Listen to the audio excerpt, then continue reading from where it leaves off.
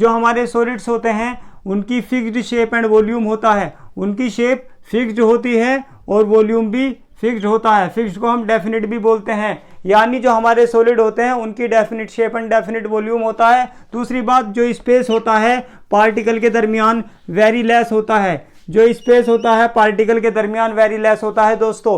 तीसरी बात जो ध्यान रखने की है सॉलिड के बारे में, force of attraction very strong होता है, बहुत स्ट्रॉन्ग फोर्स ऑफ अट्रैक्शन पाए जाते हैं दोस्तों, जिसकी वजह से पार्टिकल एक दूसरे को मजबूती से पकड़े रहते हैं, जिसकी वजह से पार्टिकल एक दूसरे के बहुत करीब रहते हैं, इसीलिए स्पेस घट जाता है, वेरी लेस स्पेस होता है, ठीक है, बहुत ना के बराबर स्पेस होता है, ठीक है जी। और चौथी बात ध्यान रखने की है कि काइनेटिक एनर्जी ऑफ पार्टिकल्स, जो सॉलिड के पार्टिकल्स होते हैं उनकी अगर काइनेटिक एनर्जी की बात करी जाए दोस्तों तो ध्यान रखना वेरी लेस होती है, वेरी लेस। क्या? Kinetic energy of the particles, ठीक है दोस्तों। एक बार ध्यान से और देखेंगे मेरे साथ कि जो सॉलिड्स होते हैं ना हमारे, उनकी डेफिनिट शेप एंड वॉल्यूम होता है। डेफिनिट का मतलब फिक्स्ड शेप और वॉल्यूम होता है। देखिए इस मार्कर की शेप क्या है? फिक्स है, ठीक है, और इसका वॉल्यूम भी क्या है? डेफिनिट, क्योंकि मेरे हाथ की एक स्पेसिफिक जगह ऑक्यूपाई कर रहा है दोस्तों, ध्यान से देखिएगा। और दूसरी बात ध्यान रखने वाली है कि जिन छोटे छोटे पार्टिकलों से मिलकर ये सॉलिड बने होते हैं, ठीक है जी, उनके दरमियान में वेरी लेस स्पेस होता है। तीसरी बात, फोर्स ऑफ अट्रैक्शन की बात करी जाए, पार्टिकल के दरमियान में very strong force of attraction होता है। और तीसरी बात, काइनेटिक एनर्जी पार्टिकल की बहुत कम होती है, दौड़ते नहीं फिरते, घूमते नहीं फिरते, गैस के पार्टिकल की तरह बहते नहीं फिरते हैं, लिक्विड के पार्टिकल की तरह। तो हमने प्रीवियस लेक्चर के अंदर सॉलिड, लिक्विड, गैस के बारे में सुना था कि जो मैटर होता है वो मेनली 3 फिजिकल स्टेट्स में पाया जाता है, लिक्विड, गैस, सॉलिड। चलिए फ्रेंड्स, अब हम देखते हैं सॉलिड्स के एग्जाम्पल। देखिए दोस्तों, पहला एग्जाम्पल मैं लेकर आया हूं रबर का।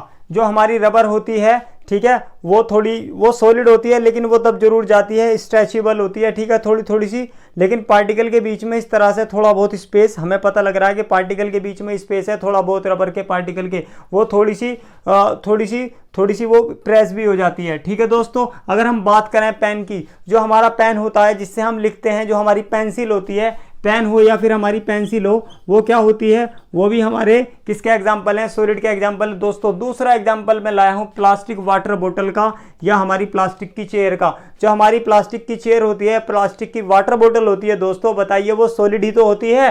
तीसरा एग्जाम्पल है टेबल सोल्ट का। टेबल सोल्ट को बोलते हैं NaCl दोस्तों, NaCl ये इसका फॉर्मूला है, सोडियम क्लोराइड है इसका नाम, ठीक है। टेबल सोल्ट, खाने वाला नमक। खाने वाला नमक क्या होता है? वे जो पार्टिकल होते हैं खाने वाले नमक के, जो पाउडर्ड फॉर्म होती है वो सॉलिड ही तो होती है दोस्तों, ठीक है। वुडन ब्लॉक, जो लकड़ी का टुकड़ा है, ये जो लकड़ी का टुकड़ा है ये भी क्या होगा दोस्तों? सॉलिड का एग्जाम्पल होगा, तो ध्यान रखिएगा। और जो हमारी आइस होती है, बर्फ होती है, जिसके अंदर H2O सॉलिड की फॉर्म में पाया जाता है, जिसके अंदर H2O सॉलिड की फॉर्म में पाया जाता है, वो भी क्या होती है दोस्तों? सॉलिड होता है।